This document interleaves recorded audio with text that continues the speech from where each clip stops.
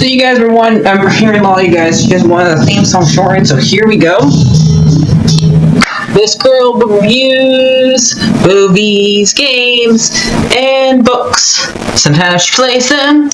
So does that, and when she does it with the cat, does that make her crazy? Does that make her crazy?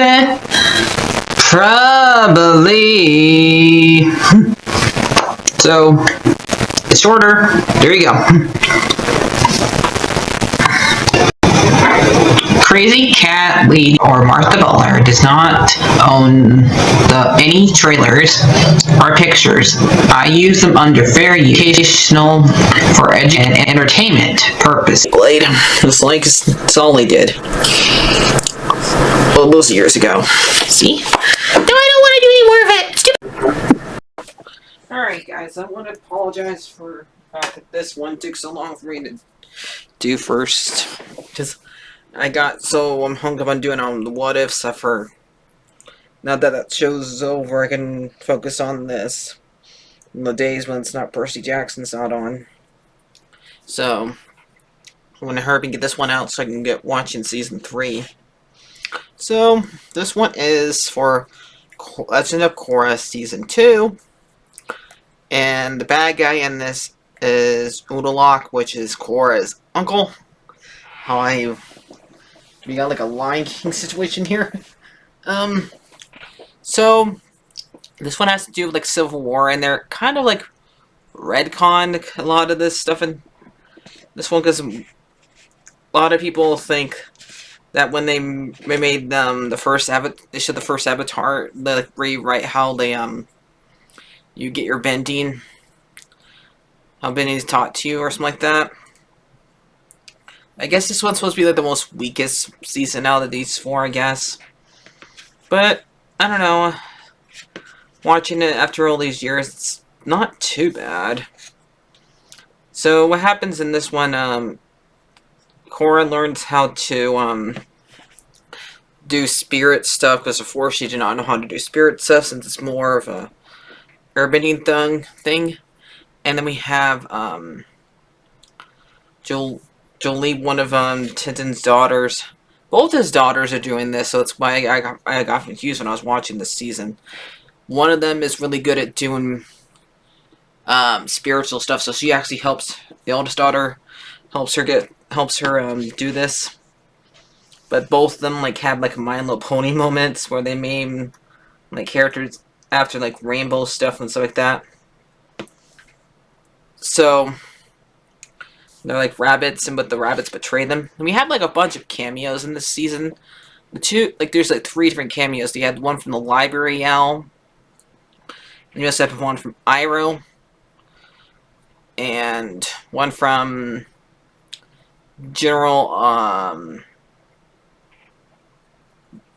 a general guy that was in the first season. If you don't know what happened to him, like what Aang did to him when he killed him. But I guess he ends up in Lost Souls. God will like conquer, will destroy the moon and stuff like that. And he ends up in Lost Souls here. So, Korra had to. So basically, the 2 water tribes are at war with each other, the North and the South. So we kind of like have a little civil war going on here. Tenzin was supposed to continue training Korra by having her go around and see all the air temples, but she decides to have her uncle teach her about spirits, which turns out to be a mistake. Bolin ends up being on a bunch of propaganda movie taught by one of the best characters out there, Varric. And even though it's hard. Like, he's not a criminal, he's just mostly trying to find the best way possible to help the president help the war, but it doesn't work. He goes about the wrong way. I try to kidnap him. But he's like the one of the most funniest characters. Like, even in jail, he's like, he has his assistant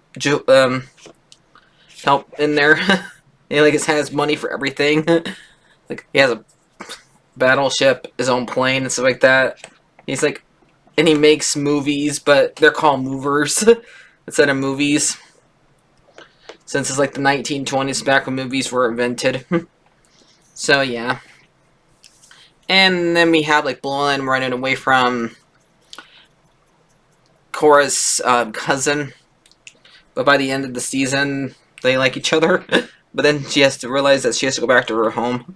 She was like scary at first, but then she actually helps after a while. She learns that her dad's a bad guy. And so we find out that Korra's dad was kicked out of Northern Tribe and banished. But is really the brother trying to get rid of him. So, and then Korra and Mako break up because Mako finds out that thinks that Varric is trying to start trying to get the war done, but they're just not blending in well. So by the time of the season, and they break up for real this time, when she like remembers after we have her do the retcon with the first Avatar. So I don't mind it. It's fine. Some people don't like the fact that they make the second season Avatar into like something that looks right out of a Godzilla movie, or because we have two giant things fighting against each other. So, and I mean, I don't really. It's fine. I don't really care. I mean, it doesn't fit in this type of world, but fine. I mean, I just like it because I just find Varric funny because of all of it. So, is this season that bad? No. I mean, I like seeing Iroh again. You get to see him twice here. So, trying to think what else. And Tenzin, and you get to see Aang's kids, both of them, not just Tenzin. Get to see all three of them. Aang's daughter and Boomy, and their dynamic, and actually him helping. But he's always like talked about his war stories and stuff like that. And then like saying like Aang was actually not able to be a good dad because of his Avatar duties, but and Tenzin like has to remember he cannot be his dad, and he actually helps his daughter get out of there.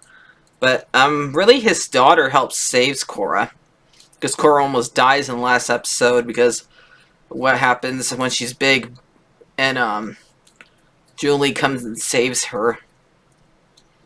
So when they say Korra saved the world, no, kid, you did too. So we'll find out what happens next season. But I do like the season. This one's fine. And Korra at the very end decides to make the spirit world and the regular world, or whatever, come one. But she also might not be able to talk to Aang ever again.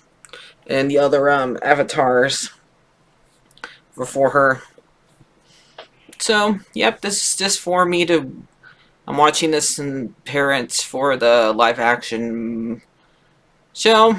So, after I'm done watching these three, and the next few seasons, I'm going to see if there's any episodes I don't mind talking about individually before that show comes out. Miss mainly stuff for the first season. So, since that's the one that's being talked about. So, yeah. What do I think about this one? So, I don't think it's bad as a lot of people thinks it is. I'm going to give it like a 7. So, let's find out what happens next season when the spirit ones get brought back. So, I think that's basically all I want to mention about this season. Let me know if I forgot anything. So, bye-bye.